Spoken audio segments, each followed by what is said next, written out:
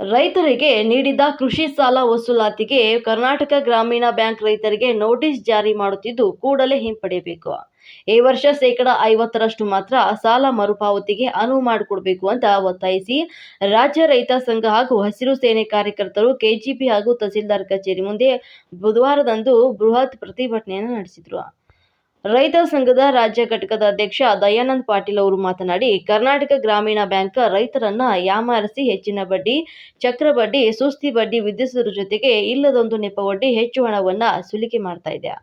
ಬರದಿಂದ ತತ್ತರಿಸಿರುವಂತ ರೈತರಿಗೆ ಸಾಲ ಮರುಪಾವತಿಗೆ ನೋಟಿಸ್ ಜಾರಿ ಮಾಡಿ ಕಿರುಕುಳವನ್ನ ನೀಡ್ತಾ ಇದೆ. ರೈತರ ವಿರುದ್ಧ ನ್ಯಾಯಾಲಯಗಳಲ್ಲಿ ದಾವೆ ಹೂಡಿ ಅಲೆದಾಡಿಸುವ ಮೂಲಕ ಆತ್ಮಹತ್ಯೆಗೆ ಪ್ರೇರಣೆಯನ್ನ ನೀಡ್ತಾ ಇದೆ.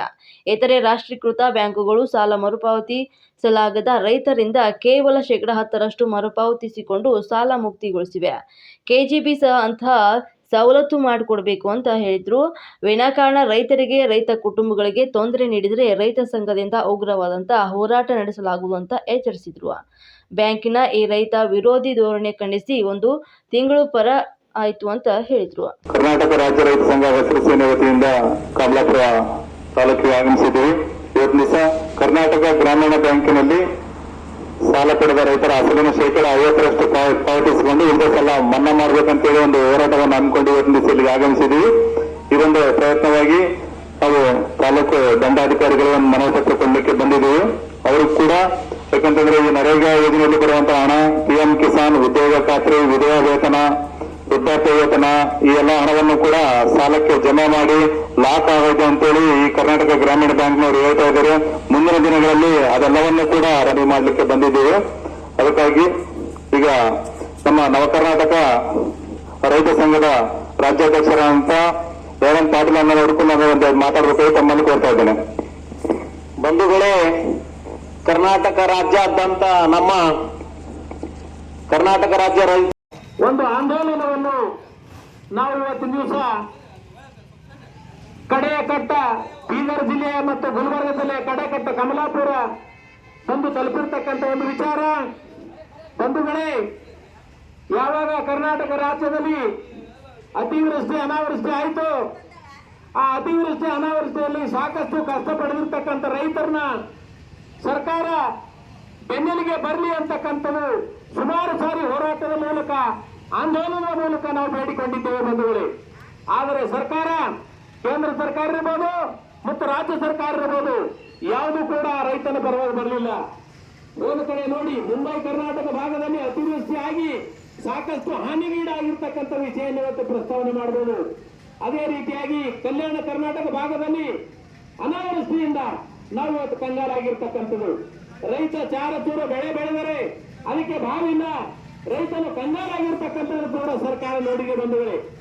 ಯಾಕಪ್ಪ ಅಂದ್ರ ಇವತ್ತು ಕಲಬುರಗಿ ಜಿಲ್ಲೆಯಲ್ಲಿ ಸುಮಾರು 160 ಯಾವ ಕೃಷ್ಣ ಗ್ರಾಮೀಣ ಬ್ಯಾಂಕಿನಿಂದ ರೈತರಿಗೆ ವಂಚನೆ ಆಗ್ತಿದೆಯೋ ಆ ವಂಚನೆ ಆಗಬಾರದು ಅನ್ನೋಗೋಸ್ಕರ ಇಡೀ ಕರ್ನಾಟಕ ರಾಜ್ಯಾದ್ಯಂತ ಹಸಿರು ಸೇನೆಯ ನೇತೃತ್ವ ಮತ್ತು ನವಕರ್ನಾಟಕ ರೈತ ಸಂಘ ನಾವು ಇವತ್ತಿನ ದಿವಸ ಕಡೆಯ ಕಟ್ಟ ಬೀದರ್ ಜಿಲ್ಲೆಯ ಮತ್ತು ಗುಲ್ಬರ್ಗ ಜಿಲ್ಲೆಯ ಕಡೆಕಟ್ಟ ಕಮಲಾಪುರ ಬಂದು ತಲುಪಿರ್ತಕ್ಕಂಥ ಒಂದು ವಿಚಾರ. ಬಂಧುಗಳೇ, ಯಾವಾಗ ಕರ್ನಾಟಕ ರಾಜ್ಯದಲ್ಲಿ ಅತಿವೃಷ್ಟಿ ಅನಾವೃಷ್ಟಿ ಆಯಿತು, ಆ ಅತಿವೃಷ್ಟಿ ಅನಾವೃಷ್ಟಿಯಲ್ಲಿ ಸಾಕಷ್ಟು ಕಷ್ಟ ಪಡೆದಿರ್ತಕ್ಕಂಥ ರೈತರನ್ನ ಸರ್ಕಾರ ಬೆನ್ನೆಲಿಗೆ ಬರಲಿ ಅಂತಕ್ಕಂಥದ್ದು ಸುಮಾರು ಸಾರಿ ಹೋರಾಟದ ಮೂಲಕ, ಆಂದೋಲನದ ಮೂಲಕ ನಾವು ಬೇಡಿಕೊಂಡಿದ್ದೇವೆ ಬಂಧುಗಳೇ. ಆದರೆ ಸರ್ಕಾರ, ಕೇಂದ್ರ ಸರ್ಕಾರ ಇರ್ಬೋದು ಮತ್ತು ರಾಜ್ಯ ಸರ್ಕಾರ ಇರ್ಬೋದು, ಯಾವುದೂ ಕೂಡ ರೈತನ ಪರವಾಗಿ ಬರಲಿಲ್ಲ. ಒಂದು ಕಡೆ ನೋಡಿ, ಮುಂಬೈ ಕರ್ನಾಟಕ ಭಾಗದಲ್ಲಿ ಅತಿವೃಷ್ಟಿ ಆಗಿ ಸಾಕಷ್ಟು ಹಾನಿಗೀಡಾಗಿರ್ತಕ್ಕಂಥ ವಿಷಯವನ್ನು ಇವತ್ತು ಪ್ರಸ್ತಾವನೆ ಮಾಡಬಹುದು.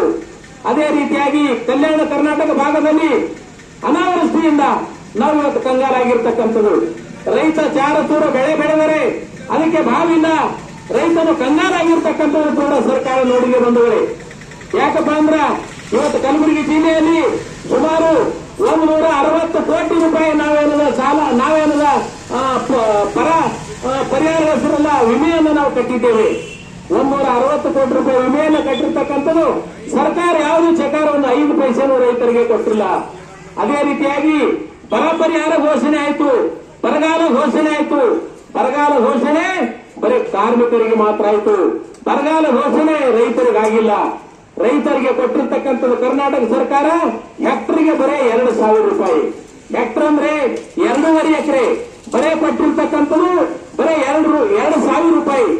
ಒಂದು ಚೀಲ ಡಿಎಪಿಗೆ 1500-1600 ರೂಪಾಯಿ ಬಹುಶಃ ಇರ್ಬೋದು. ಒಂದು ಚೀಲ ಡಿಎಪಿ 1 ಎಕರೆ ಸಮಾನವಾಯ್ತು. ನಮ್ಮ ಎತ್ತುಗಳು ನಾವು ದುಡಿರ್ತಕ್ಕಂಥ ಕಾಳು ಗೊಬ್ಬರ ಇವೆಲ್ಲವನ್ನು ಸರಿಪಡಿಸಿದೆ. ಆದರೆ 1 ಎಕರೆ ಹೆಕ್ಟರ್ಗೆ 2,000 ಕೊಟ್ಟಿರುವುದು ಯಾವ ಅರ್ಥ ಅಂತಕ್ಕಂಥದ್ದು ನಾವು ಇವತ್ತು ದಿವಸ ಖಂಡಿಸಬೇಕಾಗ್ತದೆ. ಬಂಧುಗಳೇ, ಸ್ವಾಮಿನಾಥನ ವರದಿಯನ್ನ ಜಾರಿಗೆ ಮಾಡಬೇಕಂತಕ್ಕಂಥ ಸಾಕಷ್ಟು ಹೋರಾಟದ ಮೂಲಕ ನಾವು ಸುಮಾರು 70 ವರ್ಷಗಳಿಂದ ಸ್ವಾಮಿನಾಥನ ವರದಿಯನ್ನ ಹೋರಾಟದ ಮೂಲಕ ನಾವು ನಿಂತಿದ್ದೇವೆ. ಹೋದ ಸಾರಿ ಸಿಂಧು ನಾಡಿನಲ್ಲಿ, ದಿಲ್ಲಿಯಲ್ಲಿ ಸುಮಾರು 10 ಲಕ್ಷ ಜನ ನಾವು ಹೋರಾಟದ ಮೂಲಕ